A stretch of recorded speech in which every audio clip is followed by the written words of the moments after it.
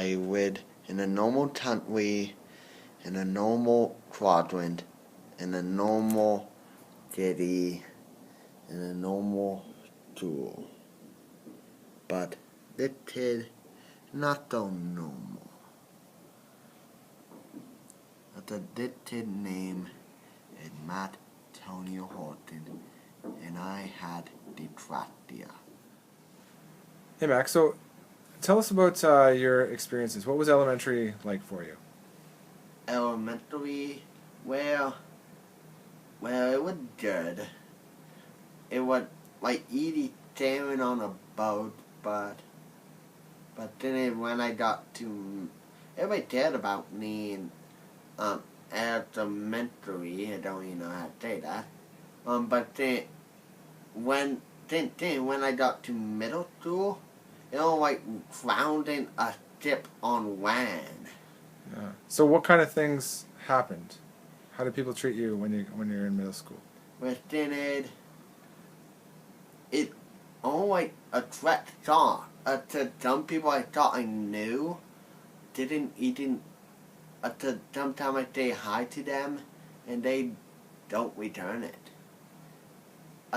It felt a little wrong lonely and cool. A threat thought.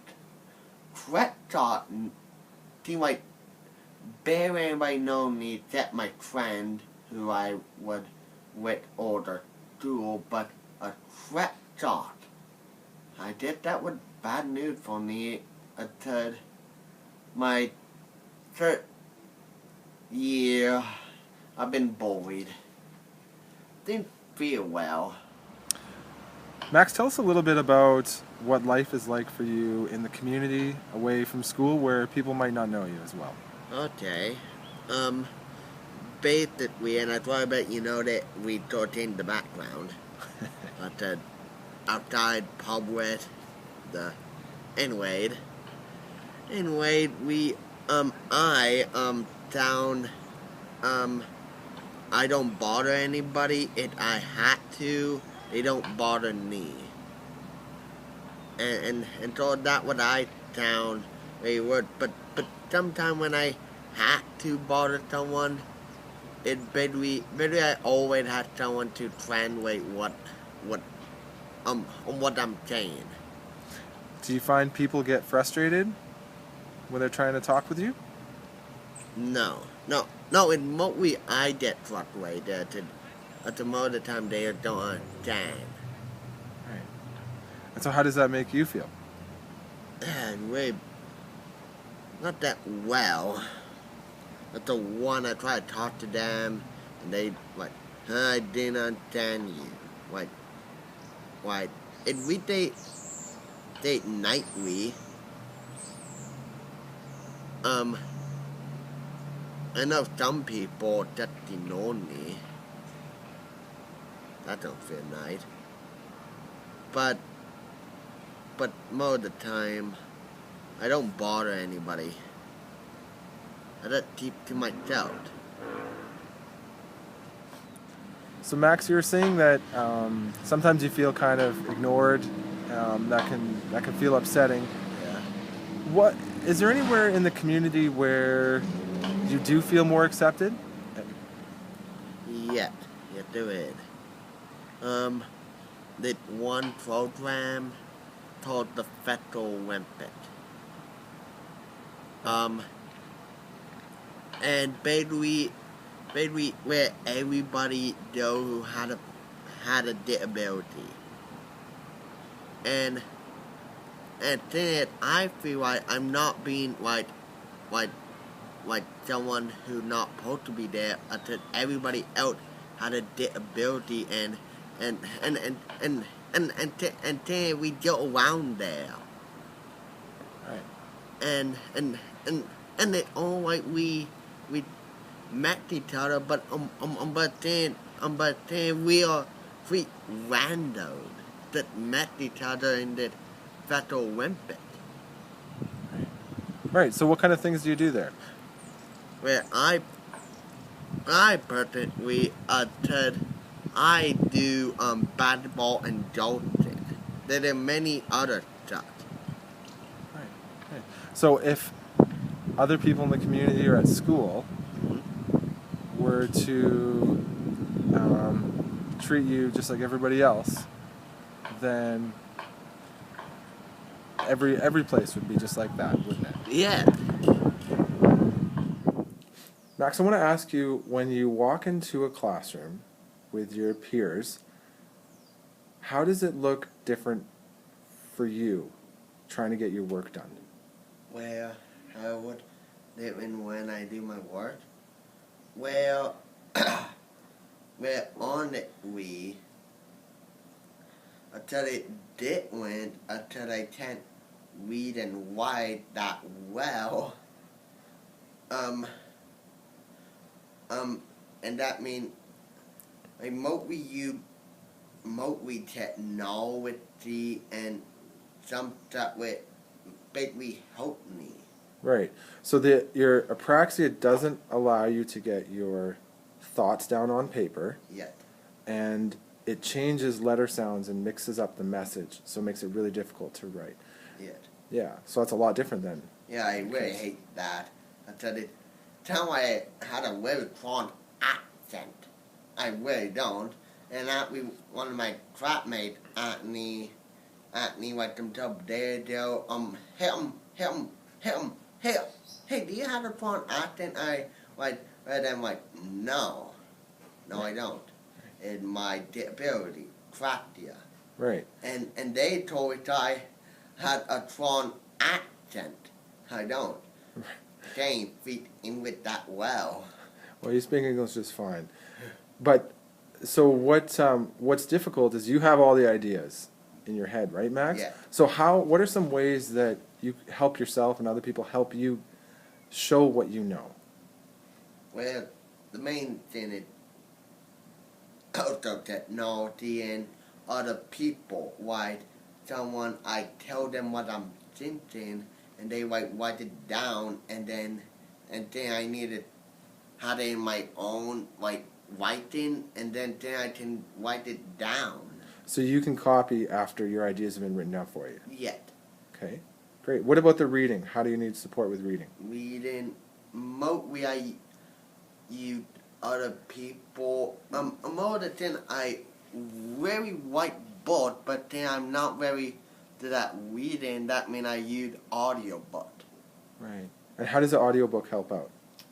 Where basically help me by basically telling me what is going on in the book, and basically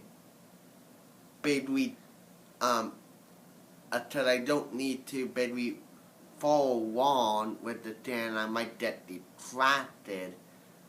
I use the audiobook. I can get there frankly into faith and think of what is actually going on in the book.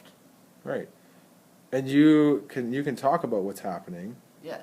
And you can answer questions and everything else, right? Yes. You just need that part read to you. Yes. Great. And technology, how else might technology help you?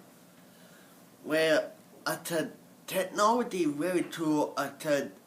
Every year we at human right to make much better and much faster, and people made the idea like maybe an app can read it to you, then maybe detect the thing you're saying. I ain't heard that one app on your phone. It basically you feed into it. It basically translate, and they feed into it. It basically translate it to your language. Right. And that is all on your phone. Some of those apps are difficult for you though, right? Because it Yeah. has a tough time picking up. Yet. Yeah. Like the translator. At the one thing, they don't have a language called Apraxia. Right. Yeah. So what would be your message to teachers or partner groups that are working with you? How can they help best support you and get those good ideas out of you? Within it, within it, very hard to say, but we always use technology. I know some people really hate technology, that they think for some reason it's bad. But people like me, who have dyslexia or can't read, it's not like we are lazy. I'm not even lazy. I have to do the double work. And someday it just handed it to me, but thing is, that thing handed it to me, I go like on YouTube and look up it and to get a better understanding of it. And I know most kids in classes won't do that. Right. After they are at home, there better be no school. There's supposed to be no work. So you have to work hard at home and at school to Yes. support your learning. Yes. Great. I'm very big on learning mostly history. Every time, like let's say I get very involved in that one subject about history, I really spent like maybe a week then to searching up facts and different stuff, the timeline, everything about that one period in history.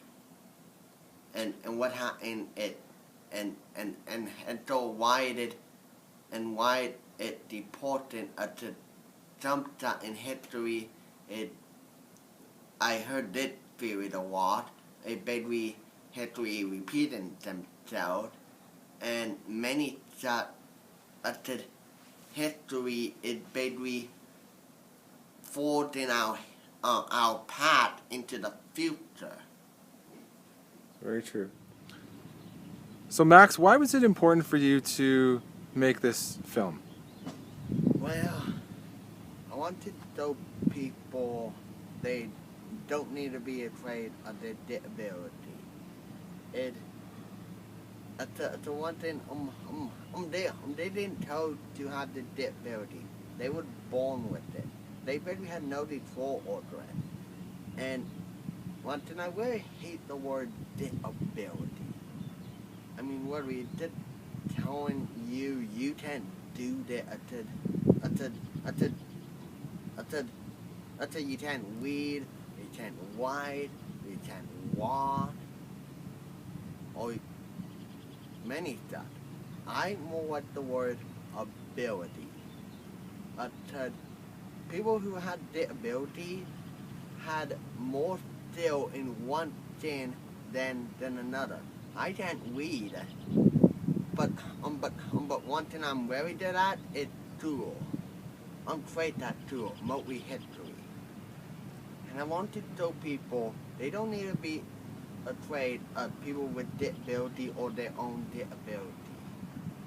And I try to bet you the person. I try to bet some people who had disabilities, but don't even know it. Their disability is so small. But other people like me, my disability is so big, it basically a part who I am. I had Apraxia, it basically I'm who I am today.